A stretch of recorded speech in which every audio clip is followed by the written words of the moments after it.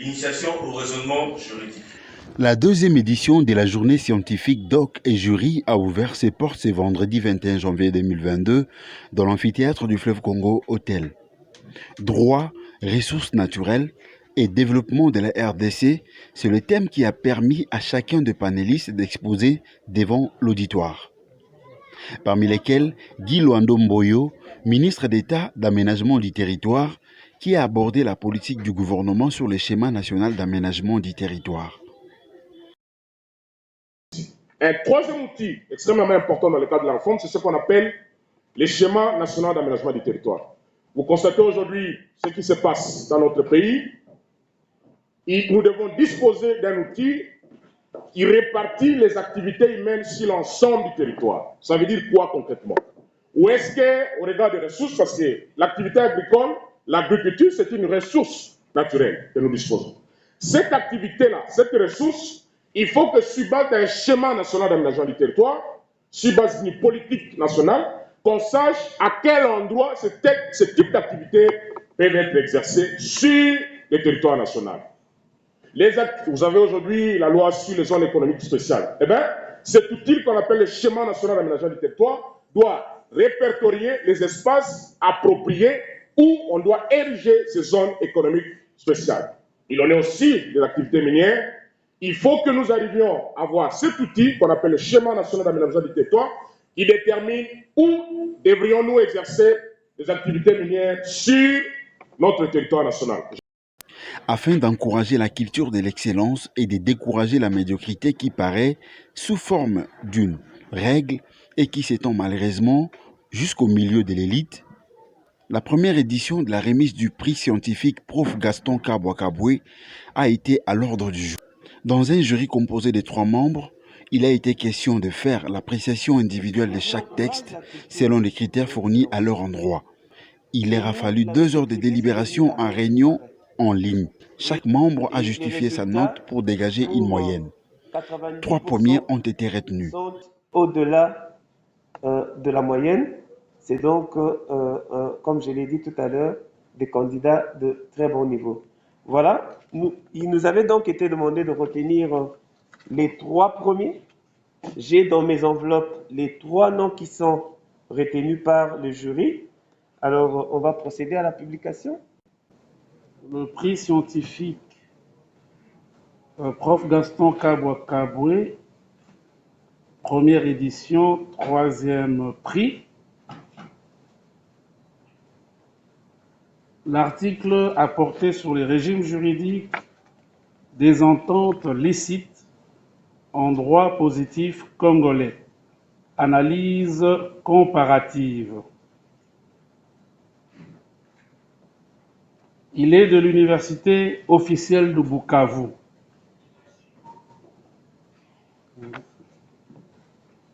A obtenu 8 points sur 10, soit 80%.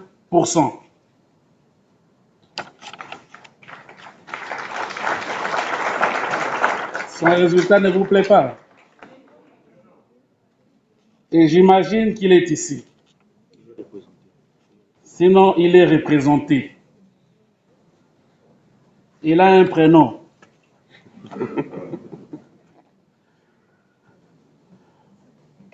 Qui renvoie à un ange ou à un archange.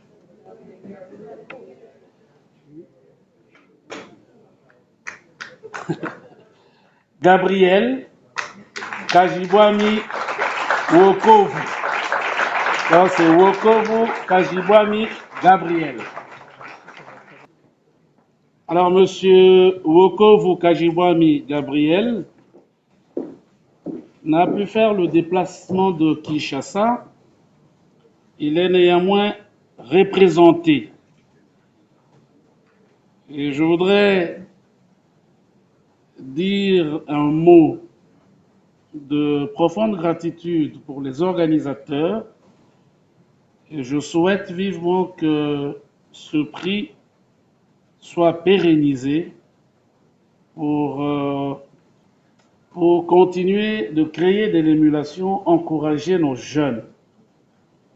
Et j'ai donc le privilège pour cette première édition de remettre ce troisième prix à M. Wokovu Kajibwami Gabriel. C'est un diplôme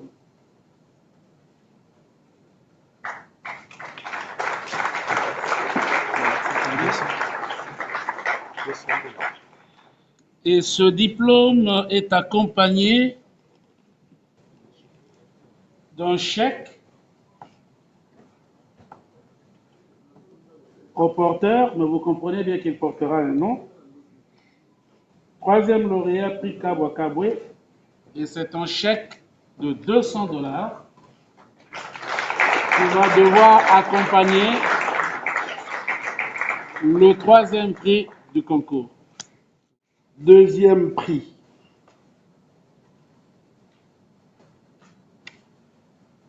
$8 points sur 10, soit 80%.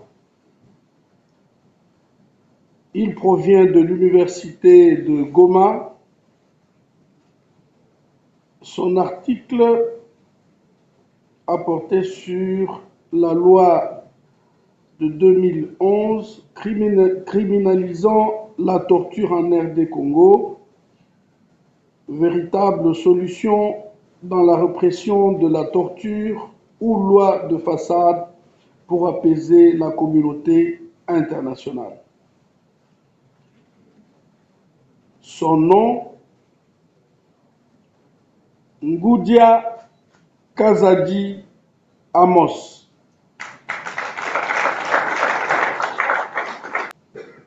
La revue scientifique Doc et Juriste décerne donc à votre neveu, Ngoudia Kazadi Amos, le brevet, sinon le diplôme que voici. C'est un chèque de 300 $. Ce prix est donc accompagné d'un chèque de 300 $ américains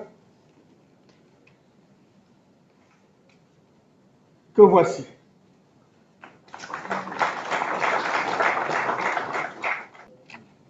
Prix scientifique Prof Gaston Kabwa Kabwe, première édition, premier prix. Il est de l'université officielle de Bukavu. Son article portait sur l'ordre public et la liberté de la manifestation. Réflexion sur les limitations du régime de déclaration en droit comparé congolais et français. Le lauréat du prix scientifique Prof Gaston Kabwa Kabwe est Monsieur Bafwa Katombe. Je vous prie de l'applaudir. Il est représenté par son collègue. C'est monsieur Monsieur Trésor. Allez, félicitations, Monsieur Trésor. Madame, il y a un chèque. Ce prix est accompagné d'un chèque de 500 $ pour Monsieur Bafwa Katombe.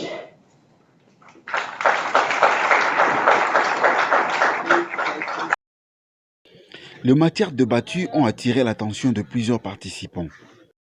On a explicité l'incidence que peut avoir l'exploitation des ressources naturelles sur le développement durable en RD Congo. Que ce soit sur le plan des hydrocarbures, que ce soit sur le plan des mines et c'est seulement sur le plan des forêts. Donc les ressources naturelles doivent bénéficier à l'émergence, sinon au développement de la RD Congo. Sur le plan du droit, c'est pratiquement une activité qui s'insère dans le cadre de la sensibilisation, sinon de la vulgarisation des textes légaux qui cadrent avec l'exploitation des ressources naturelles en domaine des forêts, en domaine minier et en domaine des hydrocarbures. Oui, c'était vraiment très intéressant. J'ai surtout aimé la qualité des interventions, notamment l'intervention de Maître Babi. C'est lui qui a parlé de la nouvelle loi sur l'électricité. Parce que, bon, ici on parle des ressources naturelles pour le développement. Il y a notamment aussi l'électricité. Et il y a la nouvelle loi, la loi de 2014, qui a abrogé l'ancienne loi. Et avec la nouvelle loi, il n'y a plus la SNEL qui a les monopoles pour l'électricité, puisqu'auparavant, il n'y avait même pas possibilité pour un particulier d'avoir un groupe électrogène et distribué dans les quartiers. Et avec la nouvelle loi, il y a aussi le privé qui peut intervenir dans ce secteur. En tout cas, j'ai aimé vraiment cette réforme et elle doit vraiment être effective pour qu'il y ait l'électricité sur toute l'étendue du territoire national. Parce qu'avec l'électricité, on fera appel aux investisseurs, puisqu'un investisseur, avant de venir, il doit s'assurer qu'il y a du courant, tout cela. Donc, en tout cas, c'est vraiment une très très bonne chose. L'intervention de Maître Babi, qui a plus parlé, épinglé sur la libéralisation du secteur de l'électricité. Je pense que c'est vraiment un bon sujet. Et puis, je suis d'accord et favorable aux législateurs du fait d'avoir libéralisé ce secteur-là, parce que je pense que ça, grâce à cette loi de libéralisation, ça a boosté l'entrepreneuriat. Il y a aujourd'hui, selon les statistiques venant de lui, il y a plus de 300 entreprises aujourd'hui qui se sont déjà investies en ce domaine-là. Et puis, grâce à cette libéralisation du secteur de l'électricité, je pense bien que la RDC pourra être éclairée dans le fond et recoin de ce beau pays. Donc, ça a porté évidemment de l'emploi aux Congolais, et ça porte aussi le développement, parce que quand on parle de l'énergie, on parle de l'électricité, on voit aussi le développement. Ça ne peut pas parler du développement sans pour autant parler de l'énergie qui, entre autres, l'électricité fait partie. Voilà. La thématique même de la journée scientifique a été très importante parce qu'on parle du droit des ressources naturelles ainsi que des populations riveraines. Certes, d'aucuns ignorent que la République démocratique du Congo, bien que certains n'aimeraient pas que nous puissions l'affirmer dans ce sens, mais tout le monde le sait que la République démocratique du Congo est un scandale géologique. Nous avons des minerais, nous avons des ressources minérales colossales. Et il était question au cours de la journée scientifique de ce jour que nous puissions étudier, que nous puissions analyser avec d'autres collègues juristes et même experts dans d'autres domaines, surtout dans les domaines de l'économie, dans les domaines de la géologie, dans les domaines des ressources naturelles, pour voir quels sont d'abord les droits applicables dans cette matière et aussi comment cela peut favoriser le développement durable de nos populations riveraines. En tout cas, je sors de cette journée totalement satisfait et je souhaite longue vie à ce type de journées scientifiques organisées par les cabinets juristes, et j'espère que cette pratique va se pérenniser et les juristes, les experts dans différents domaines vont pouvoir se rencontrer très souvent pour parler des véritables questions qui nous concernent. On est riche en couleurs, en ce que aujourd'hui nous discutons sur des sujets importants, les droits de transport, les droits au WADA, et des réformes importantes en ce qui concerne les droits environnementaux. Aujourd'hui, qui est un secteur presque ignoré par beaucoup de gens, alors qu'on vous parle des COP26, il faut bien évidemment penser à l'environnement, parce que là où nous allons avec la pollution, le monde risque de s'arrêter un jour. Et donc, c'est un droit aujourd'hui qui est en train de monter à République démocratique du Congo, qui voudrait même appeler aux jeunes gens qui sont en train de commencer aujourd'hui leur premier pas à la faculté des droits, de penser à l'espace environnemental, parce que l'avenir même de la République démocratique du Congo, qui regorge à ce jour plus de 75% des gaz, bien évidemment, pour aider les autres pays au monde. Et donc, c'est un secteur très important qui doit être capitalisé et faire en sorte qu'aujourd'hui, dans le cercle de réflexion scientifique, bien évidemment, qu'on puisse y penser afin de sortir bien une législation adaptée, capable bien évidemment de prendre en compte toutes les autres considérations pouvant mettre en République démocratique du Congo à la page par rapport aux autres pays, et donc ici la France et les États-Unis, qui sont bien évidemment bien avancés par rapport à nous. Tenir que nous ne visons pas seulement le développement de la RDC, mais par contre, nous visons beaucoup plus un développement durable. parce que les concepts ont leur sens. Et pour pouvoir y parvenir, le développement durable de la République démocratique du Congo se fonde d'abord et principalement sur une bonne gouvernance des ressources naturelles. Donc l'on doit mettre en exergue, on doit mettre, je dirais, hors l'état de nuire, tout le politique, toute le personnalité, quiconque qui voudrait dilapider, qui voudrait piller toutes les ressources de la République démocratique du Congo, parce que les ressources sont tellement constitutionnalisées.